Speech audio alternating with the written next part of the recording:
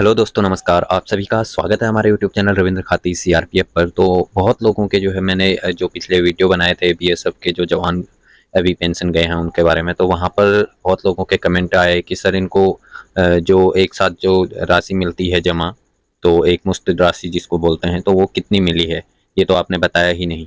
और कोई बोलता है कि सर कितनी मिली है वो आपने बताया नहीं।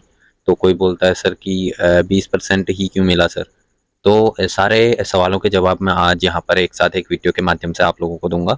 तो इसमें टियर 1 जो होता है उसमें 60 साल की उम्र तक लॉक इन पीरियड होता है। जैसे यहाँ पर आप देख सकते हैं, तो ये 60 साल का होता है, ठीक है। तो यहाँ पर अगर आप 60 साल में जो आप पेंशन जाएंगे, तो यहाँ पर क्या होगा, जो 40% राशि है ना, तो उससे एन्युटी खरीदी जाएगी, उससे आपकी पेंशन बनेगी।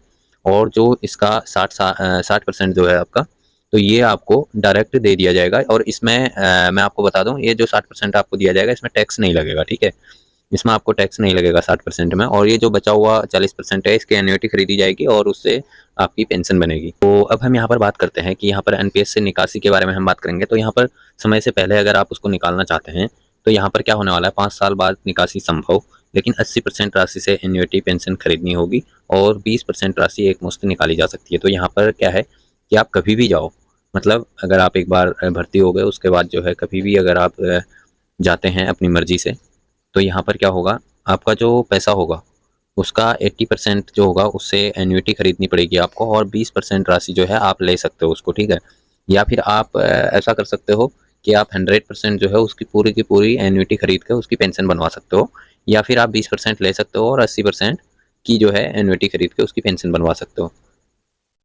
और उसके साथ साथ 60 साल वाला तो ये जो 60 साल वाला है ये तो मैंने आपको बता ही दिया कि 40% राशि से पेंशन प्लान खरीदना पड़ता है, और 60% से जो है आपको टैक्स फ्री के साथ आपको दे दिया जाएगा वो। और उसके अलावा मैं बता दूं, यहाँ पर 3 साल बाद जो है आप उसमें से पैसा निकाल सकते हो टियर 1 से भी। लेकिन उसके लिए क्या है, कोई कारण होना चाहिए। जैसे बच्चों की उच्च शिक्षा के लिए निकाल सकते हो, शादी के लिए, गंभीर बीमारी हो गई कोई उसके लिए ज़रूरत पड़ गई, या घर खरीदने के लिए। तो और इससे निकाल कितना सकते हैं, तो वो यहाँ पर आप देख सकते हैं, सिर्फ 25% ही यहाँ पर निकाल सकते हैं, ठीक है। उससे ज़्यादा नहीं निकाल सकते। अब मैं आपको यहाँ पर बता देता हूँ कि जैसे मान लो कोई 2 साल बाद जो है यहाँ पर नौकरी को छोड़ देता है, तो उसके लिए क्या होगा, यहाँ पर कुल जमा राशि जो होगी आपका, उसका 20% तो वो तुरंत निकाल सकता है। बाकी 80% से जो है अनिवार्य रूप से पेंशन प्लान उसको मतलब बनाना पड़ेगा, ठीक है। 80% का उसका पेंशन बनेगा। और चाहे तो यहाँ पर जैसे उसको परमानेंट रख सकता है, अगर वो कोई दूसरी जॉब में जो है लग जाता है, वहाँ पे एनपीएस, अगर वहाँ पे भी एनपीएस है तो उसी को जो है चालू रख सकता है दोबारा। जो उसका अकाउंट है वही एनपीएस अकाउंट जो है वहाँ पे उसको आगे बढ़ा सकता है वहीं से, ठीक है ना। और साथ ही यहाँ पर मैं आपको बता दूं, यहाँ पर आप देख सकते हैं, यदि उसमें जो है 2.5 लाख से कम पैसा जमा हुआ है, तो उसमें क्या होगा, अगर इससे कम जमा हुआ है तो उसमें जो जितनी भी राशि वो जमा कर रखी है तो उसको पूरा एक साथ निकालने की अनुमति मिल जाती है, ठीक है तब।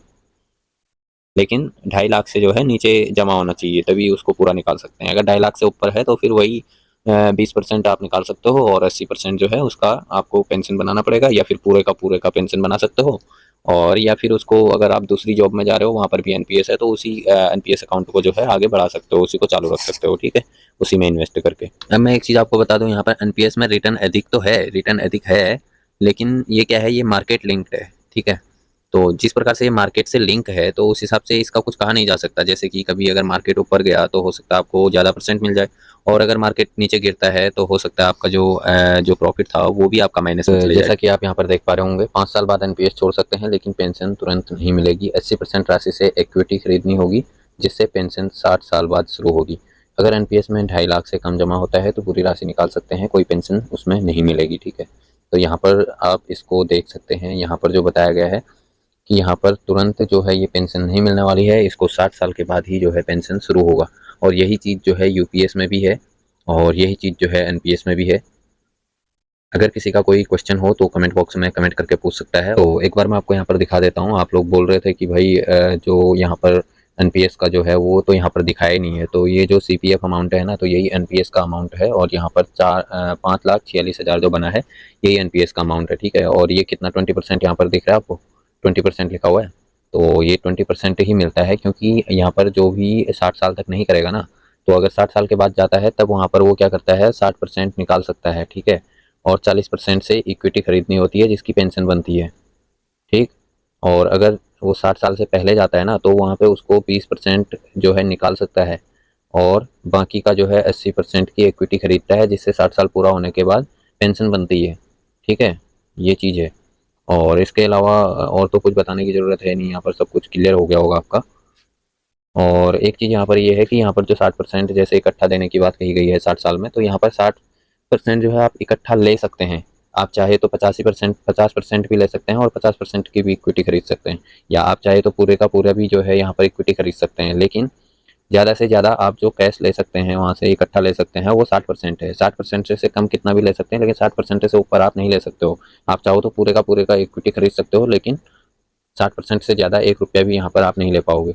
और वैसे ही यहाँ पे 60 साल से पहले जो भी उससे विड्रॉ करता है, तो उसके लिए ये नियम है कि 20% वो ले सकता है और 80% की इक्विटी खरीदेगा, उस पर उसकी पेंशन बनेगी। अगर 20% भी वो नहीं लेना चाहता है तो पूरे के पूरे का इक्विटी खरीद सकता है वो।